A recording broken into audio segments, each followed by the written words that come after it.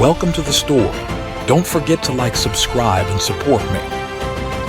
The stars shimmered like cold fireflies in the infinite black of space, as the colossal fleet of Earth's finest ships glided through the void. At the helm of the grandest vessel sat President Andrew Grant, his face solemn as the looming shadow of the Crothall homeworld grew larger on the ship's viewport.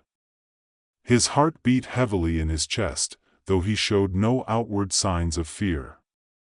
This was a journey of necessity, a mission only he could undertake. His mind wandered, thinking about the treaty, the weight of its terms, and the cost of peace. The Crothall had appeared in the night sky decades ago, their ships black as obsidian, blotting out the stars. At first, there was no communication, only silence, followed by devastation. Earth's defenses had crumbled under their superior technology, and its leaders had been forced to surrender. But instead of annihilation, the Crothall offered peace, a lifeline wrapped in chains. The treaty that would save humanity came with a price. Every 50 years, the Earth must offer up its highest leader, a living symbol of their willingness to bow to the superior race. President Andrew Grant was the first to step forward and accept this fate. In doing so, he secured 50 years of peace, knowing that his sacrifice would inspire others, even if it broke his family's heart. Now, as he approached the alien planet, Grant's mind was filled with thoughts of his wife, his children, and the life he was leaving behind.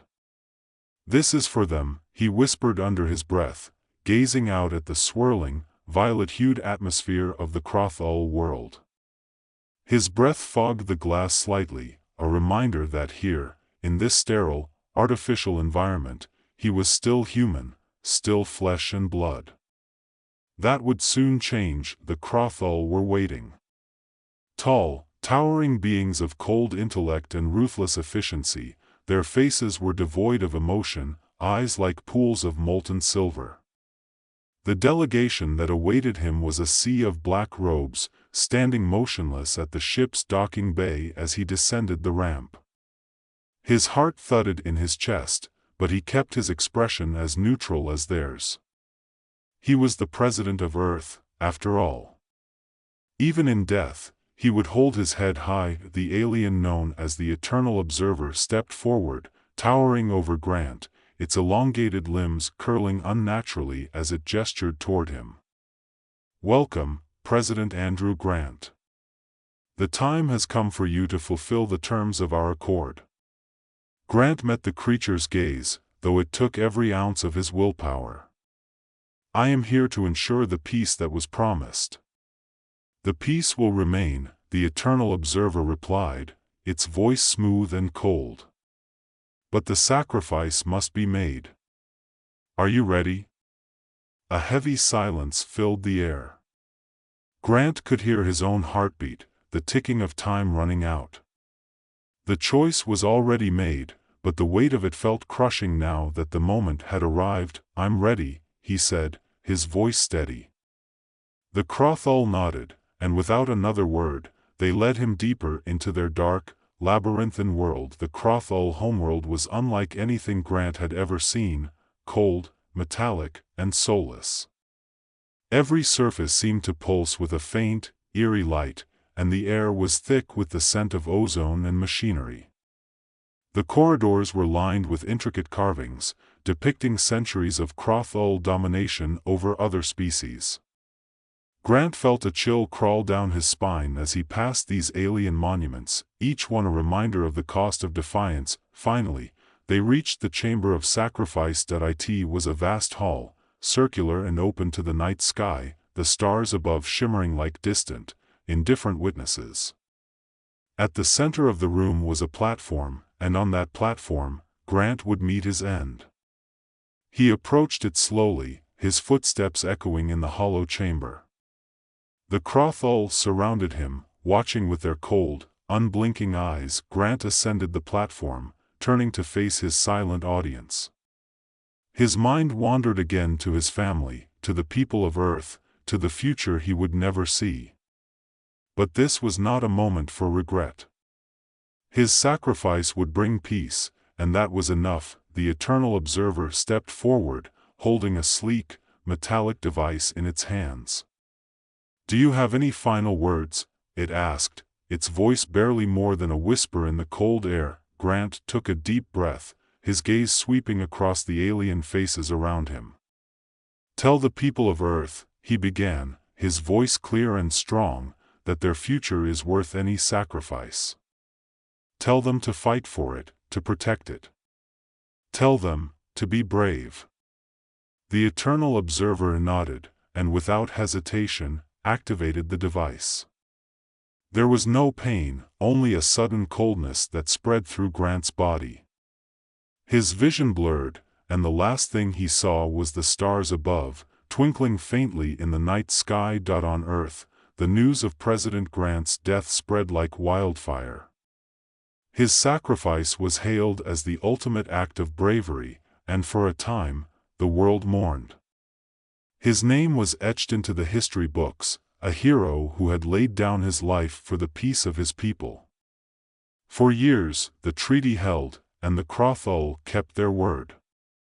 Humanity prospered under the fragile peace, growing stronger, expanding their colonies, and pushing the boundaries of science and exploration.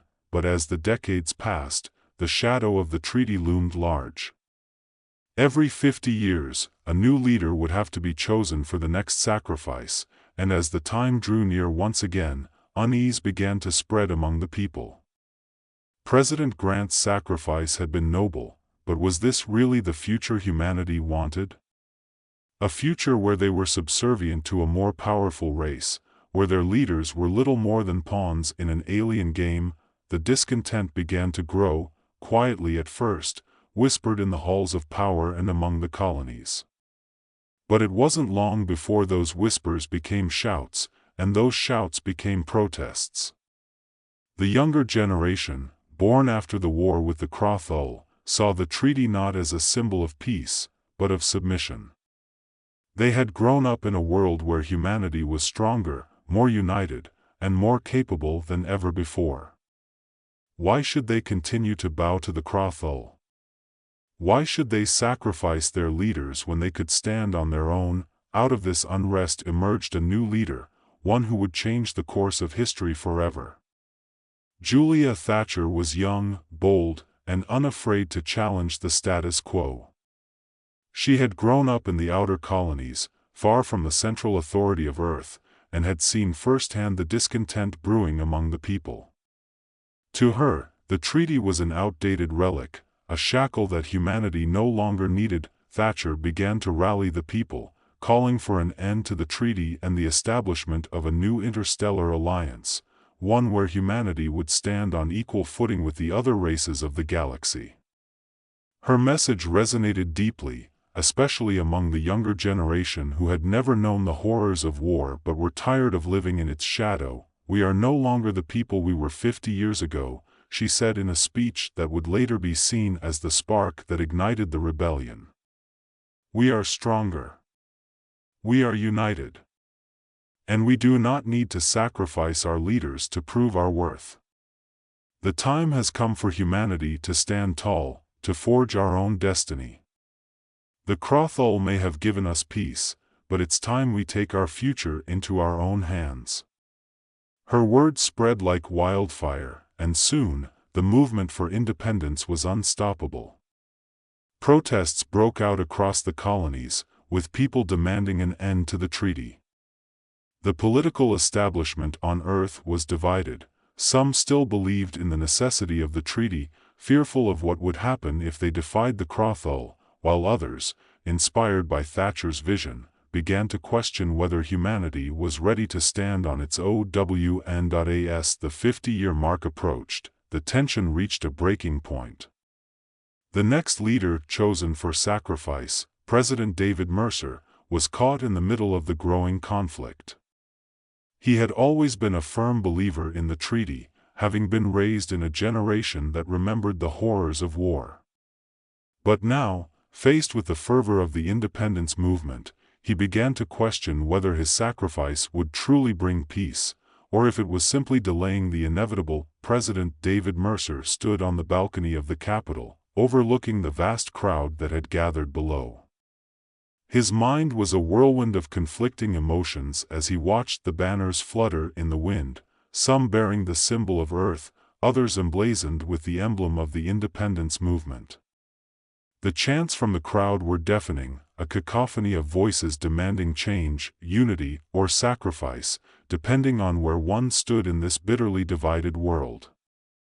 The choice before him weighed heavily on his shoulders. He had been raised to believe in the treaty, to honor the sacrifices made by those who came before him.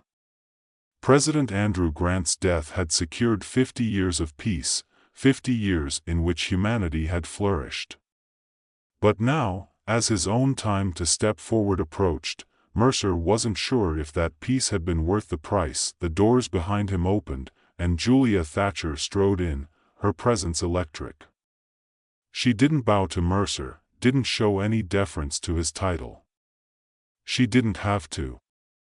The people adored her, and in many ways, she was more of a leader than he could ever be. Her movement had swept across the colonies, and now it was only a matter of time before she would take power. But today, they were allies, however uneasy. "You know they won't accept it this time," she said without preamble, her voice low but charged with intensity. "You can't just walk into the Crothol's hands like a lamb to the slaughter. Not again. Not this time." Mercer turned to face her, his expression tired but resolute. "What choice do I have, Julia? The treaty is clear. If I refuse, the Crothol will come for all of us. They'll see it as an act of rebellion, and we won't survive another war with them." "Maybe," she said, stepping closer, her eyes piercing. "Or maybe it's time we stop living in fear. We've grown stronger since the last war. The colonies are united. We have technology that rivals theirs now. Sacrificing another leader isn't going to keep the peace, it's just going to delay the inevitable. You know that as well as I do." Mercer sighed, running a hand through his graying hair. "And if you're wrong? What if they wipe us out the moment we defy them? Is that a risk you're willing to take?" Julia's jaw tightened. "Yes. It's a risk I'm willing to take. Because I believe in us. I believe in humanity. We're not the same species we were 50 years ago. We deserve the chance to stand on our own 2 feet. And I think the Crothol know that, too. That's why they've kept us under this treaty, because they know we're a threat to their dominance." There was a long pause as Mercer considered her words. He wanted to believe in her vision, in the strength of humanity. But the weight of his office, the burden of responsibility, made it hard for him to be as bold as she was. "You really think we can win this?" he asked quietly. Julia's expression softened slightly, and for the first time, Mercer saw the weight she carried as well. "I don't know if we can win. But I know that if we keep sacrificing ourselves to avoid conflict, we'll never be free. We'll never be anything more than what they allow us to be." Mercer looked back out at the crowd. The people had come to see their leader. They had come to see if he would be the one to break the chain or continue the cycle. He felt the pressure of their hopes and fears pressing down on him like a physical weight. "I'll meet with them," he said finally, his voice steady. "But I won't go as a sacrifice. I'll go as a representative of a people who want more than just survival. I'll go as a leader who's willing to fight for our independence." Julia smiled, the fire in her eyes reigniting.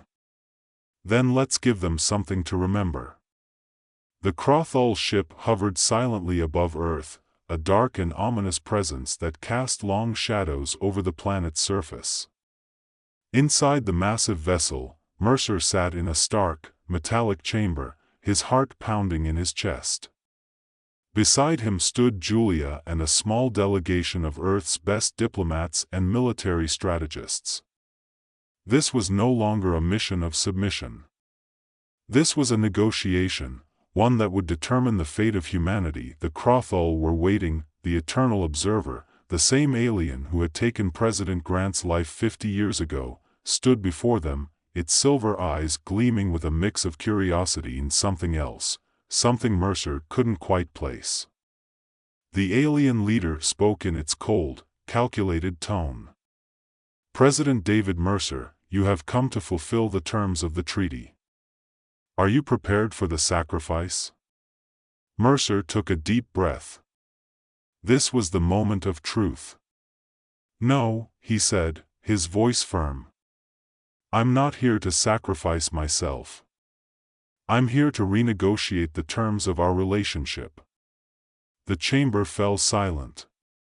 The Crothall delegation shifted slightly, their expressions unreadable, but the tension in the room was palpable. The eternal observer's gaze bore into Mercer, but there was no immediate reaction. The terms of the treaty are clear. There is no room for renegotiation. Failure to comply will result in the termination of the peace accord. Julia stepped forward, her posture defiant. The treaty was signed 50 years ago, under the threat of war. Since then, humanity has grown. We've expanded, we've evolved, and we've become a force to be reckoned with. We will not submit to your demands any longer. The alien leader tilted its head, studying her with what seemed like mild interest. And what do you propose, then, as an alternative to war? Mercer glanced at Julia, then back at the eternal observer. We propose an alliance. One based on mutual respect and cooperation. Humanity is no longer content to live under your control. But we also recognize that we can benefit from working together, rather than in opposition. The eternal observer's silence was unnerving, its alien mind processing the proposition in ways Mercer could only guess at. Finally, it spoke. An alliance with humanity is not outside the realm of possibility. However, such an alliance would require a demonstration of your species' value. You must prove that you are worthy of standing as equals among us. Mercer felt a flicker of hope. What kind of demonstration? The eternal observer's silver eyes gleamed. A challenge. One that will test your species' resilience, ingenuity, and unity. If you succeed, the treaty will be dissolved, and a new era of cooperation will begin. If you fail, you will cease to exist. Julia's eyes flashed with determination. We accept. The challenge, as it turned out, was as brutal as it was unforgiving. The Crothall had designed a series of trials, physical, mental, and strategic, that pushed the human delegation to their limits. The trials took place in a simulated environment, but the consequences were real.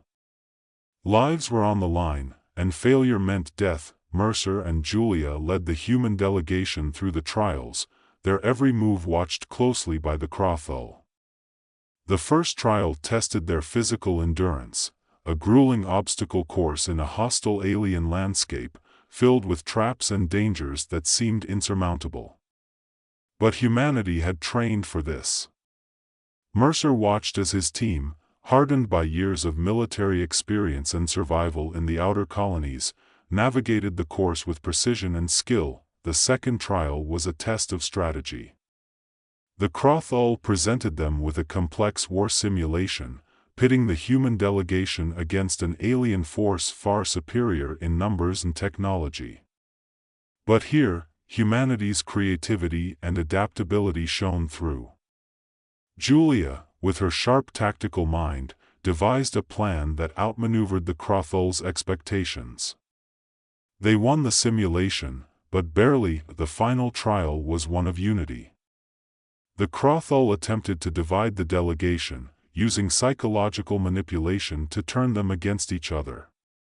It was the most dangerous trial, because it preyed on the very essence of what made humans strong, their relationships, their bonds. But Mercer and Julia stood firm, refusing to let the aliens sow discord among them. They reminded their team of what they were fighting for, the future of humanity. When the trials were over, the human delegation stood battered but victorious. The eternal observer regarded them with something that might have been respect. "You have proven yourselves," it said. "The treaty is no longer required. Humanity will stand as an equal among us." Mercer felt a wave of relief wash over him. It was over. The cycle of sacrifice had been broken. Humanity was free. As they returned to Earth, Mercer couldn't help but think of President Grant. His sacrifice had bought them 50 years of peace, but it was the strength of the people who came after him that had secured their future. Julia stood beside him, her eyes on the stars. "We did it," she said softly. Mercer nodded. "Yes, we did. But the real work is just beginning." The establishment of the Interstellar Alliance would take time, and there would be challenges ahead. But for the first time in his life, Mercer felt truly hopeful about humanity's future. They had faced the impossible and come out stronger. Now, as equals in the galaxy, there was no limit to what they could achieve. The stars, once distant and unattainable, now felt closer than ever.